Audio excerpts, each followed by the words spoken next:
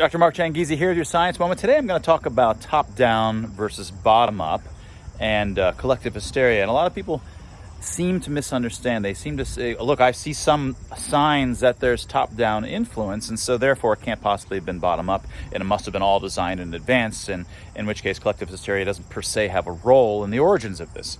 Now,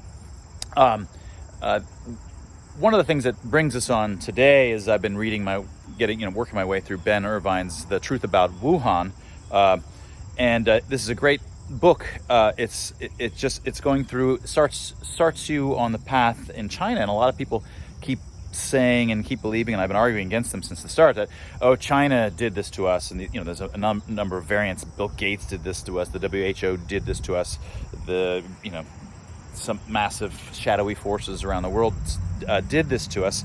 And in the case of China, there was, there are signs that there was all these bots that were Chinese that have no followers and so forth.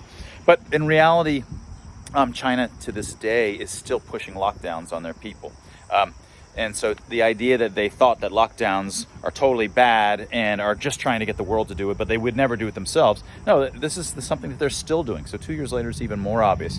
And when you look at the origins of it, as Ben Irvine walks us through, you can see that, in fact, it was bottom up in the sense the people were panicked, and the government at first was downplaying it. But soon, what happens in those circumstances, when it's a bottom up thing like this, the government, and the same thing happened with Boris Johnson in the UK. They originally saying we're going to go with herd immunity. You got to calm down, and the populace was not having it. And when the populace was ready to have an uprising because they wanted the security, the government then has to look like they're in charge. And when they have to look like they're in charge, then they start to say, okay, we're gonna do lockdowns, and we're gonna do lockdowns all along, and it's totally the right thing to do because they are following and wanting to look as if they're in charge. This is what happened there, and then it spread all over the world. Now, the thing that I wanted to get at here, I wanted to point you to this book. It's a short book.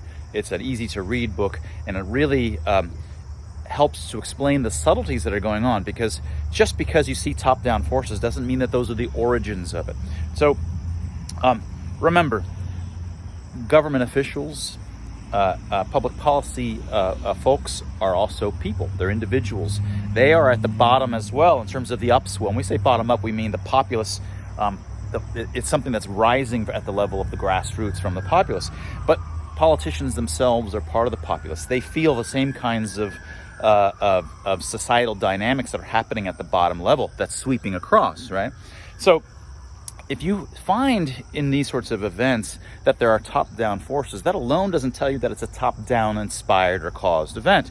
Well, of course, because the people that were amongst the bottom, that is all of us, also are sitting in positions of power, and so they're eventually, they themselves are going to potentially push top-down forces, not to mention, more abstractly, in these kinds of things, these are like avalanches. And so once it starts, well, you're going to get top-down forces as well, but that doesn't mean that they started that way. It means that all of these forces go in all directions once an avalanche happens. So the question is what the origins of it are.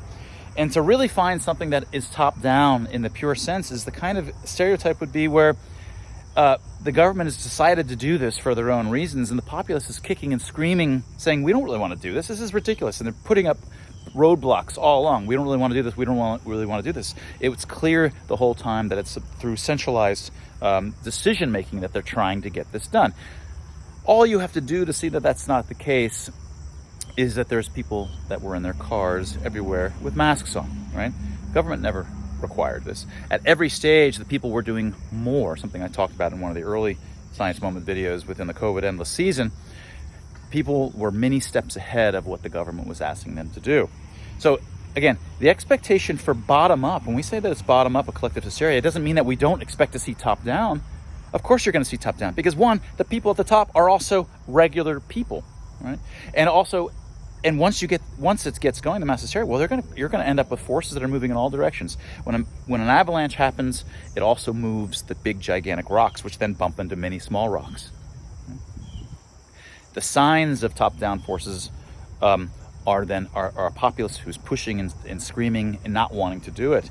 The signs of mass hysteria at the whole collective populace bottom-up level are that you see people out ahead of it, people doing things the government hasn't even demanded yet.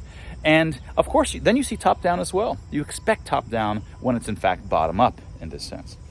So go get yourself a copy of Ben Irvine's book.